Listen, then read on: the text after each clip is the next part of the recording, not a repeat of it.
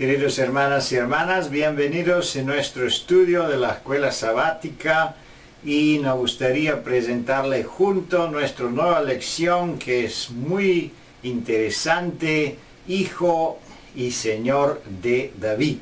Vamos a hablar de escuela sabática número 20, sábado 16 de noviembre de 2013.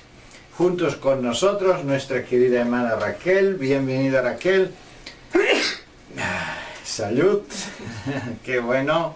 Ya empieza el frío aquí en Georgia y en invierno, pero seguro en otras partes de Latinoamérica todavía es caliente, mucha sol y quizá es el opuesto, el verano, en el otro hemisferio.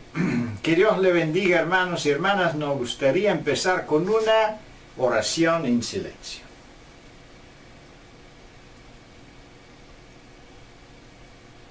Amén. Bueno, como siempre, vamos a hacer un repaso de la estructura de esta lección y de nuestro tema especial, Hijo y Señor de David. Vamos a tener la introducción, que es en el testimonio, y es importante en este caso que el testimonio se considera en el principio porque nos da una explicación breve prácticamente al concepto que tenía o que tiene esta lección, porque tenemos una revelación del Hijo de Dios y Hijo de hombre, de Jesús y su origen divino en el principio de su ministerio, y tenemos una revelación semejante en el fin de su ministerio. Y esta lección va a contestar varias preguntas relacionadas con el ministerio de Jesús, pero también con algunas preguntas muy importantes que hizo Jesús en un lugar específico. Vamos a ver aquí, el primer subtítulo es una pregunta desafiante. Vamos a ver que en este caso, Jesús no solo contesta las preguntas de los fariseos y saduceos, pero tenemos una pregunta que ahora Jesús hace a los fariseos. Y vamos a ver, la pregunta es algo corto, algo que todos conocemos, pero tiene mucho significado. Es muy importante cómo explicamos este asunto. Una pregunta más profunda. Entonces, cuando Jesús recibe la respuesta de los fariseos, entonces él llega a profundizar ahora el asunto de no solo él como hijo de David, que él es en realidad, pero también quiere mostrar que este hijo de David, este Mesías, este Salvador que ellos están esperando, es también hijo de Dios. Eso es un misterio que ellos no podían contestar. Pero vamos a ver aquí los testimonios y cómo se desarrolla esa conversación. La tercera pregunta es relacionada otra vez como una extensión de la pregunta, cómo entonces se ve la situación relacionada con David, que es hijo de David, pero también David lo adora. Y hijo de David y hijo de Dios, preguntas 6 y 7, prácticamente está relacionada con el asunto, la divinidad, la humanidad de Jesús. Y es muy importante que esta lección no queda solo en una esfera teológica. Vamos a ver cómo es Jesús como hijo del hombre y hijo de Dios en lo mismo tiempo. Él es divino, Él es humano, pero debemos entender qué significado tiene este hecho o esta declaración de Jesús para nuestra vida espiritual. Y eso podemos entenderlo cuando consideramos también varios versículos proféticos que están hablando de Jesús, y no solo profetizan su venida, pero también en lo mismo tiempo esos versículos hablan de las calidades de los nombres que Jesús va a tener. Bueno, también es considerable un testimonio muy interesante aquí en la sección para meditar. Con la ayuda de Dios nos gustaría regresar en el principio de la lección, perdón, y vamos ahora a considerar cada pregunta. La primera pregunta: a diferencia de otros casos, ¿quién hizo una pregunta en esta ocasión? ¿Y qué ocasión eligió él para esto? Y aquí sí tenemos nuestra querida hermana Raquel. Si puedes hacer una introducción un poco a la lección, en qué caso estaba Jesús. Eso es también la conexión con la lección pasada, en lo mismo tiempo. ¿Y por qué Jesús hizo una pregunta? Bueno, hemos considerado en las últimas 3 lecciones 3 preguntas diferentes que representó también a los 3 grandes grupos dogmáticos o doctrinales del momento en el cual vivió Jesús. Y bueno, ahora le tocó el turno a Jesús. Ahora será Jesús quien haga preguntas a los mismos que le hicieron las preguntas antes. Ahora, ¿por qué es tan significativo estas preguntas que de hecho son el centro de la lección? Tenemos que situarnos en el momento y las circunstancias adecuadas. Debemos entender que Jesús está en la última semana en que él iba a pasar en esta tierra. Sabemos que esto ocurrió probablemente el martes, y el jueves por la tarde, hacia la noche, ya Jesús fue arrestado. Así que estamos hablando de la última semana de su ministerio en esta tierra. Él está todavía en el templo. La multitud que estaba presente también era diversa. Estaban por una parte los que le seguían fielmente. Estaban aquellos, como hemos estudiado en lecciones posteriores, que constantemente buscaban cómo entramparlo, cómo hacerle caer en algún tema que pudiera producir alguna controversia o perjudicarle de alguna manera. Así que en un ambiente hostil, conociendo Jesús muy bien el acoso y el seguimiento sistemático que le hacían con el fin de perjudicarle, había algo que tenía que quedar perfectamente claro delante de la multitud y de aquellos que durante todo este tiempo lo habían acosado sistemáticamente. Así que el Señor Jesús quería colocar un punto y aparte, que quedara realmente clarificado su ministerio, su persona y su objetivo en su estadía en la tierra. Por eso es tan significativa las preguntas que el Señor Jesús dirigió a dirigentes específicos en ese momento, valga la redundancia, pero obviamente era extensivo para todo el pueblo que se encontraba presente. Así que no era circunstancial el momento. El Señor Jesús aprovecha esta ocasión para confirmar su ministerio y su objetivo profético. Muchas gracias, Raquel, muy interesante. Para mí es muy interesante que prácticamente Jesús hace esta pregunta después que los fariseos 2 veces prácticamente confirmaron que sí, maestro, que tú dices es lo correcto. Sí, maestro, bien dicho, bien dicho. Primero, cuando habló de la resurrección, entonces los saduceos confrontaron a Jesús, pero Jesús respondiendo prácticamente satisfació también la expectativa de los fariseos. Pero la segunda fue más poderosa todavía porque hablaba de la ley de Dios. Entonces sí dijeron, sí, maestro, sí.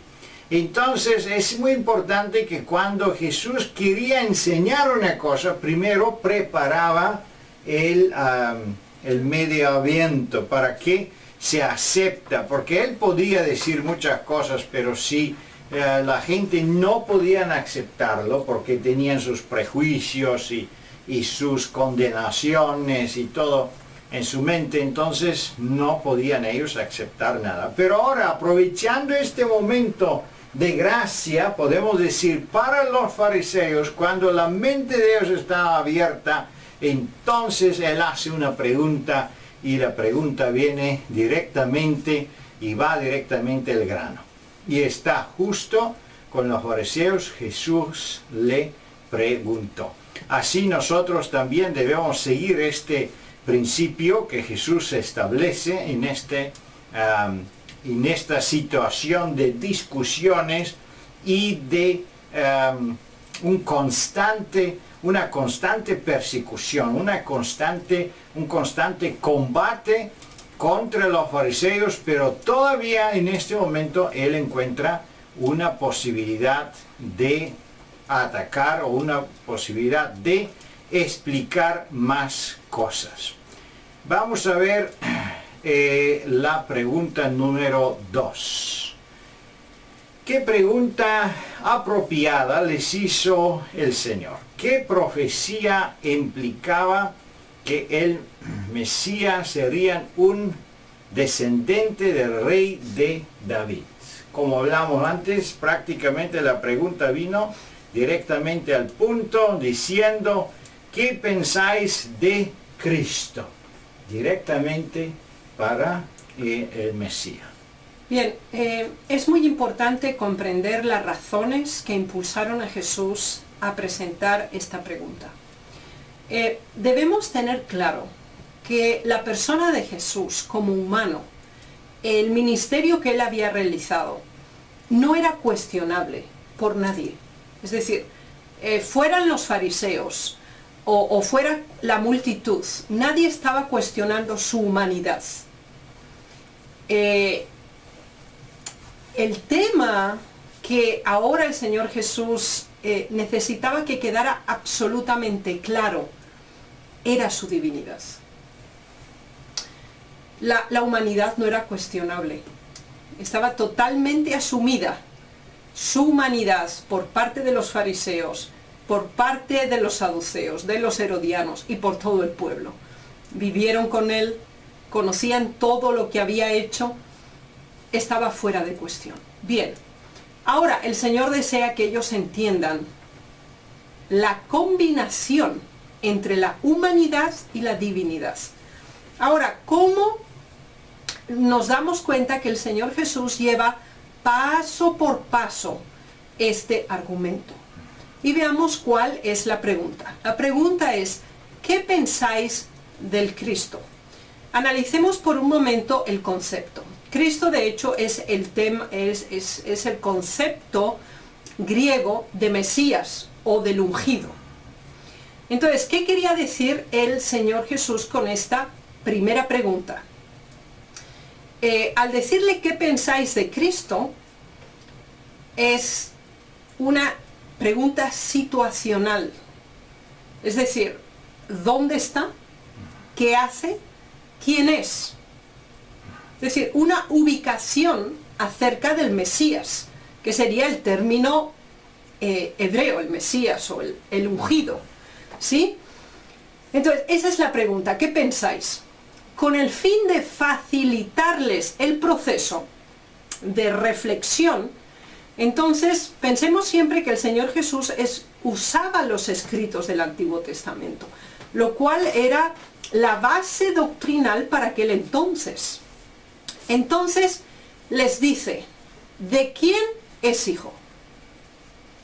Este es otro segundo elemento muy importante, porque ahora él hace una referencia histórica al aspecto genealógico de los ancestros o los que debían ir antes del Mesías que vendría después.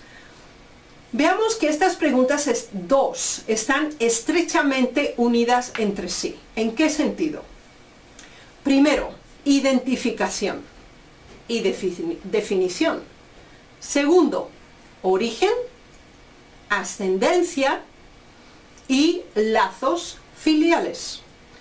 Lo cual hace que ellos relacionen divinidad y humanidad en un solo ser. porque les dice, ¿qué pensáis de Cristo? Y para ellos era el ungido de Jehová. Pero al mismo tiempo les dice que es hijo de alguien. Así que entonces se establece la conexión del ancestro, el origen. Fíjense que esto es muy importante que nosotros lo entendamos correctamente.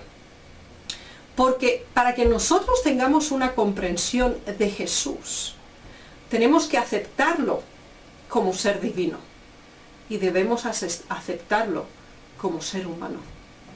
Esos dos elementos están señalados en esas dos preguntas claves. Y el Señor Jesús hizo referencia primero al aspecto divino, porque era el cuestionable para ellos. Ellos no dudaban de que Jesús era humano y que era un maestro excelente y lo que él enseñaba era la verdad y lo que él hacía estaba bien. Se lo habían dicho. Incluso ese mismo día y el día previo se lo habían confirmado. O sea, no había duda al respecto. Entonces, si ellos aceptaban cómo tenía que ser el Mesías y recordaban, recapitulaban las profecías, tenían que darse cuenta que Jesús enmarcaba totalmente esos principios. Ahora, también tenían que establecer el vínculo filial. Tenían que reconocer el lineamiento del cumplimiento de las profecías. Muchas gracias. Nos gustaría también aplicar estas preguntas a nosotros mismos, porque es importante. La pregunta dice, ¿qué pensáis del Cristo? Es importante primero entender qué debemos pensar a Cristo. Y que los fariseos debían pensar, debían compartir sus pensamientos, debían hablar de Él. Y entendemos que eso fue el problema de la primera venida de Cristo, que nadie lo esperaba, nadie pensaba a Cristo. Por eso solo los pastores podían encontrar y visitar este lugar precioso después de el nacimiento de Cristo. Por eso es importante que esas preguntas que Jesús hizo, también debemos dirigirlo a nosotros. ¿Qué pensemos nosotros? ¿A quién es hijo Jesús? ¿Por qué? Porque cuando hablamos que Él es hijo de David, que fue la contestación inmediata del pueblo, eso significa que Él fue humano, que Él tenía la misma descendencia debilitada, con tendencias, con toda esa carga de debilidad que tenía la humanidad en ese tiempo. Y eso significa, queridos hermanos y hermanas, que si Él venció en estas circunstancias, nosotros también podemos vencer. Vamos a seguir adelante con pregunta número 3. ¿Cuál fue su segunda pregunta? ¿Cuál fue su razón para presentar estas dos preguntas fundamentales a los fariseos? Prácticamente hablamos un poco de este tema porque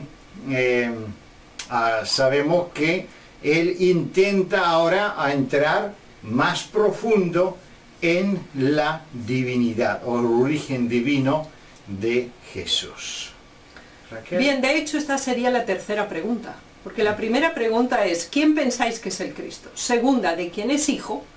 Y ahora que ellos habían contestado, porque de acuerdo a la formación que todos tenían como judíos, el Mesías venía de la ascendencia de David, y eso estaba fuera de duda. Y además había toda una serie de profecías. El versículo anterior nos lo citaba en la pregunta anterior, cómo se perpetuó la promesa que Dios le dio a David acerca de su linaje. Prácticamente por eso los fariseos estaban contra de los herodianos, si se recuerdan esta lección, porque los herodianos estaban en favor del rey Herodes. Pero sabemos que los fariseos no estaban exactamente por esas profecías, porque ellos esperaban un rey del linaje de David. Sí, si las dos preguntas anteriores tenían el propósito de confirmar la fe acerca del Mesías, ahora era una perspectiva diferente de esa profecía, porque dice, bien, entonces si ya tenemos claro que el Mesías va a venir, si tenemos claro que es de la ascendencia de la descendencia de David,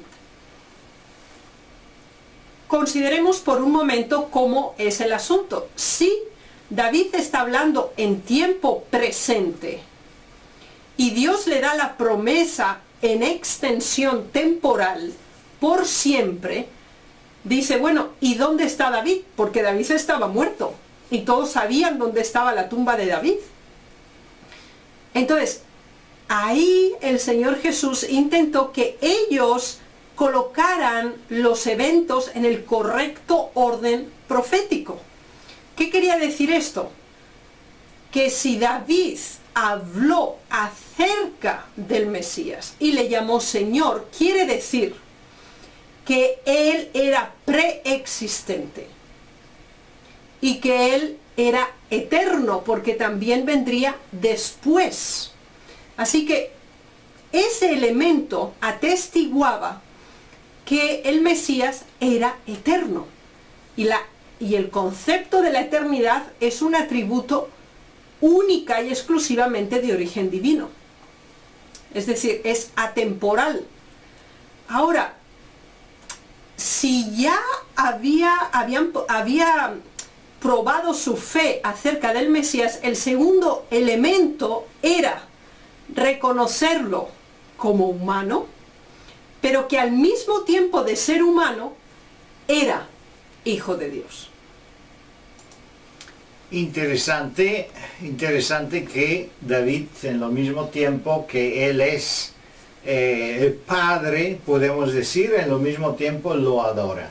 Es importante también considerar las tradiciones asiáticas y en este caso también mediterráneas, donde vivía Jesús en este tiempo, es que siempre los hijos adoran a los padres y los abuelos. La generación nueva es que se inclina, que le sirven y nunca sucede en el otro, ¿cómo se llama?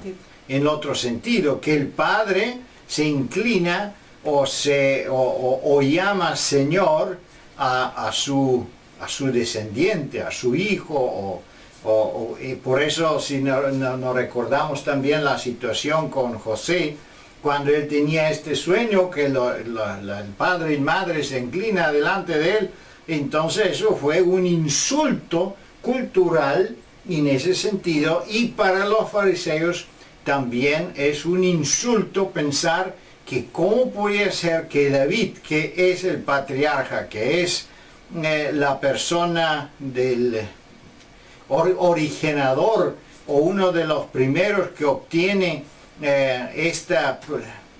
la continuación de esta promesa tan especial, entonces llama a el Señor. Bueno, vamos a seguir a la lección y vamos a ver más preguntas y más textos relacionados con este misterio. Y aquí entramos pregunta número 4. En el Salmo llama David simplemente por el Espíritu Señor al Hijo del Hombre y añadió puntos adicionales. Vamos a ver qué fueron los puntos adicionales. No es mucha la información que se anida, pero de todas maneras es muy importante considerar esos detalles. Bien, encontramos estas dos declaraciones. La que estaba en el Salmo 111, que es a la que el Señor Jesús hace referencia, y entonces él la parafrasea. Y esta parafraseación es significativa porque aquí encontramos a la deidad en forma completa, porque se nos habla del Espíritu Santo, porque David hizo esta declaración por inspiración y dijo: el Señor a mi Señor, siéntate a mi diestra hasta que ponga a tus enemigos por estrado de tus pies. Así que tenemos al Espíritu Santo, tenemos a Dios Padre y tenemos al Hijo también como Dios. Así que esta declaración tan enfática y vinculante que el Señor Jesús hace entre el Salmo 110 y 110.1 con su declaración de Marcos 12:36 hace presente y localiza el aspecto temporal correcto de la comprensión que ellos debían tener acerca de el Mesías y en su doble perspectiva, es decir, como el ungido de Jehová y además también como el hijo de David, es decir, su origen divino y también su lineamiento genealógico humano. Muchas gracias. En lo mismo tiempo entendemos que David puede entender este asunto necesitaba una inspiración especial y se menciona por el Espíritu Santo, que significaba para los fariseos y para todos los oyentes que solo por los méritos del Espíritu Santo pueden ellos también entender quién es el Mesías y cómo funciona este misterio, porque humanamente entenderlo es imposible. Bueno, muy interesantes son esas preguntas y se puede entrar en más detalles y comentarios, pero seguimos adelante porque lo más importante viene con las preguntas 5 y 6.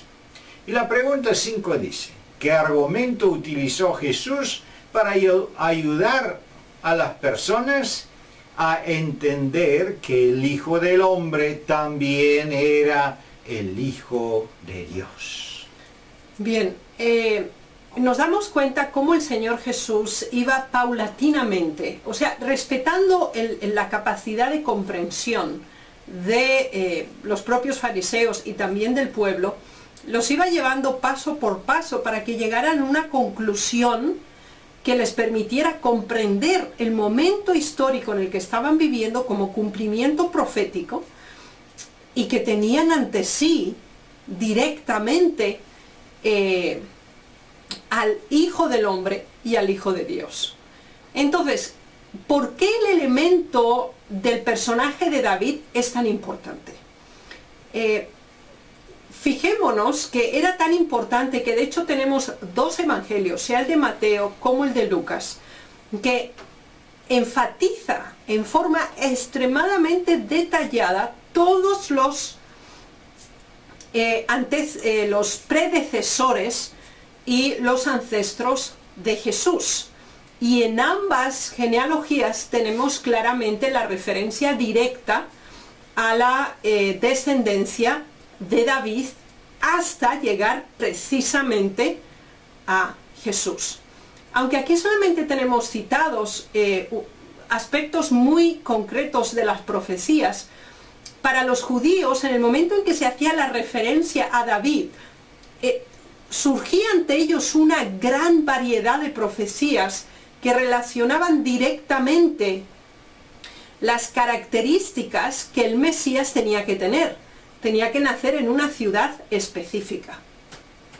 Y era Belén de Judea, donde había nacido David también. Tenía que nacer en ese lugar. Tenía que tener una ascendencia genealógica probada, de acuerdo al lineamiento de los libros de registro. Y tenía que ser tribu de Judá. Y dentro de la tribu de Judá, que estaba distribuida a su vez en familias, del linaje de David. Bien, todo ese conjunto de información rodeaba los mensajes que Jesús estaba ofreciendo. Así que, obviamente, la conclusión de la reflexión que el Señor Jesús les estaba haciendo es que Él era el que estaba cumpliendo todos esos principios, pero con el fin de que no tuvieran duda ni quedara ningún elemento de vacío, les hace una pregunta todavía de mayor reflexión, porque dice, bueno, Si David le llama Señor, ¿cómo es su hijo? Esta declaración es muy importante, porque tenemos el aspecto divino del Mesías y el aspecto humano del Mesías, para que ellos pudieran coordinar ambos pensamientos, porque ellos lo habían desfasado. Sí podían contestar, es hijo de David, pero no reflexionaban que tenía un origen anterior y superior que no lo limitaba única y exclusivamente al linaje de David. Por eso es tan importante, hermanos, que enfaticemos en la lección que cada uno de nosotros tenemos que comprender para nuestra salvación personal el aspecto divino del Señor Jesús como Salvador y también el aspecto humano para nuestra intercesión. Es interesante para mí que prácticamente con este diálogo, con esas preguntas, Jesús estaba respondiendo del sumo sacerdote cuando lo preguntó en el principio, entrando en el templo, y después de que él limpió entonces el templo, entonces se acercó el sacerdote y le preguntó, ¿y tú con qué autoridad estás haciendo esto? Entonces él no responde en el momento directamente, así como, pero ahora sí él da una respuesta increíble a los fariseos que tenían un poco abiertos sus oídos para escuchar y entender algunas cosas. Entonces, por decir que es hijo de David y en lo mismo tiempo algo mucho más elevado que esto, él intentaba explicar y intentaban a decirle que él tiene este origen divino, y sabemos que si él lo desearía o si él lo expresaría directamente, eso podía ser aceptado con un prejuicio increíble, como una blasfemia, como también vamos a ver que se acepta más tarde. Pero vamos a ver ahora, seguimos con pregunta número 6. ¿Fueron capaces de responder la tercera pregunta? ¿Y qué reveló su incapacidad a pensar de que la respuesta estaba claramente en los Salmos? Bueno, decidieron no contestar, no responder la pregunta. Fíjense que es interesante hacerle el seguimiento a este asunto del cuestionamiento constante. El Señor Jesús nunca los dejó en una condición de esta categoría, en ese sentido. Es cierto que, por ejemplo, cuando se hace referencia con qué autoridad haces esto, Él les hace otra pregunta, y entonces dice, bueno, como no me habéis contestado esta, yo tampoco voy a contestar la otra. Sin embargo, si ellos contestaban la pregunta, solo había una opción. Jesús era. Él era. Ellos sabían dónde había nacido, sabían que era de la descendencia de David. Él cumplía todos los requisitos. Además, conocían muy bien las profecías de Daniel. Coincidía además con el tiempo, las fechas de los 490 años, de ese periodo específico para el pueblo de Dios y del ungimiento del Mesías. Ahora, de algún modo les perturbaba llegar a esa conclusión, porque no estaba coincidiendo con su perspectiva de los hechos, y este era el problema. Entonces, ¿qué ocurre cuando el Señor habla a nuestras conciencias y nos hace esa pregunta de quién es hijo? ¿Podemos nosotros de corazón contestar y decir, tú eres hijo de Dios y eres hijo del hombre? Tú, por ser Dios, eres mi Salvador, y por ser hombre, eres el único que me puede llevar a ser o llegar a un nivel superior de existencia. Por tu ejemplo, por tu vida y por tu gracia. Ese reconocimiento en ese momento, ninguno de los presentes estuvo dispuesto a declararlo. La pregunta es la misma para nosotros hoy también. Y tenemos que saber de acuerdo a qué criterios establecemos nuestra relación con Dios. Muchas gracias. Interesante, aquí tenemos también una pregunta adicional en la pregunta número 6. Y considerando el testimonio, entendemos que Jesús siempre dialogaba y comprobaba todos sus, o fundamentaba, vamos a decir, todas sus réplicas con la palabra de Dios. Y aquí otra vez él mencionaba, escrito está, escrito está. ¿Y qué sucede? Los fariseos otra vez no responden porque no tienen la seguridad, la certeza de la escritura. Y no sabe cómo explicarla, no sabe cómo interpretarla, o como hablamos, que no, si no le conviene, entonces ya no sabían cómo responder. Y queridos hermanos y hermanas, yo creo que en el último tiempo, en el tiempo que vivimos nosotros, debemos poner mucho énfasis exactamente en este asunto, a estudiar la palabra de Dios diariamente, conocer bien la verdad, no solo por decir sí o lo creo o no, no lo creo, pero tener la posibilidad de explicar todo lo que creemos, porque vamos a tener oportunidades y donde la gente nos van a preguntar. Así como Jesús le pregunté, ¿y quién es Cristo? Y vamos a ver, ¿podemos nosotros explicar quién es Cristo? ¿Tenemos memorizados los textos, las profecías, las pruebas que Jesús es el Mesías? Si nos enfrentamos con vamos a decir, con un judío, con un budista, con un musulmán, ¿podemos de verdad así inmediatamente responder y confirmar nuestra respuesta con la palabra de Dios? ¿O vamos con los fariseos a decir, bueno, ya no sé, déjame ir a estudiar, vamos a ver, a investigar, entonces voy a contestar? Bueno, este es un punto muy importante para todos nosotros, y debemos enfatizar esto en nuestra iglesia, porque como en el último tiempo todo el mundo está muy ocupado y trabaja mucho y tiene muchas ocupaciones, entonces la palabra de Dios a veces queda,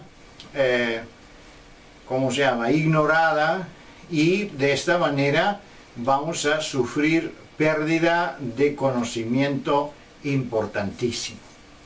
Vamos a la última pregunta, 7. ¿Qué otras profecías dan testimonio de la naturaleza divina del Hijo de Dios? ¿Qué voz se oyó desde el cielo dando una afirmación similar durante la vida de Jesús? Bueno, aquí tenemos varias profecías, pero eso no son todos, son muchas las profecías mesiánicas.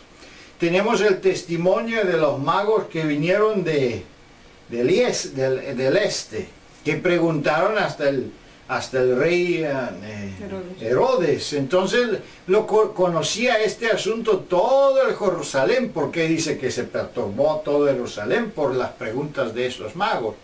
Entonces tenemos tantas evidencias, también el sacerdote, el padre de Juan, que no podía hablar, y todas esas, ¿cómo se llama?, apariencia sobrenatural o prueba sobrenatural que estaba en alrededor del nacimiento de Jesús y de Juan de Bautista. Entonces todo indicaba a esta misión muy especial, pero la ignorancia y los prejuicios tenían este obstáculo, o hacía este obstáculo a los fariseos para aceptar la verdad. Vamos a ver pregunta número 7, Raquel. ¿Qué opina usted? Aquí se ha hecho una selección de algunas de las profecías, como ya se ha mencionado. Queremos considerar por un momento estas tres primeras. La de Isaías 7:14 da una indicación clara acerca no solamente de su nombre, que de hecho declara su divinidad. Porque Emmanuel significa Dios con nosotros. Así que está fuera de duda ese aspecto. Pero al mismo tiempo también está la modalidad que tendría su nacimiento a través de una virgen elegida por Dios. Esa sería una señal indicativa. El segundo elemento es, de nuevo, enfatiza su divinidad por los nombres, porque se le dice que es admirable, consejero, Dios fuerte, Padre eterno, príncipe de paz, pero al mismo tiempo se dice que un niño es nacido y que hijo nos es dado. De nuevo el elemento divino humano en combinación. Y todavía otro tercer elemento en cuanto a la localización de su nacimiento, que ya lo habíamos mencionado anteriormente, pero no solamente está el aspecto espacio, sino también está el aspecto tiempo enfatizado de nuevo. Y entonces también se habla de que es desde el principio y permanece por la eternidad. Así que de nuevo, no fue el momento en que nació su momento de partida, sino que su existencia divina como hijo de Dios era anterior y era desde el principio. Desde el principio es desde siempre, porque es eterno. Ahora, su existencia como hijo de hombre está relacionada específicamente, ahora sí, con un lugar, con un momento, con un grupo humano, y lo identifica ahora sí con el Señor en Israel. Muchas gracias, muy importante. Aquí están prácticamente los versículos de varios profetas que podemos memorizar, que podemos aprender y podemos prepararnos prácticamente a dar testimonio donde sea. Debemos entender que por ejemplo, la nación judía no acepta a Jesús como Salvador hasta hoy día. Los creyentes judíos están todavía esperando que van a ser un hijo de David que va a ser el Mesías final. Y yo he escuchado en varias ocasiones gente que intenta combatir el cristianismo, y debemos estar muy cuidadosos porque así, en una forma semejante, en el fin del tiempo se va a derrumbar todas estas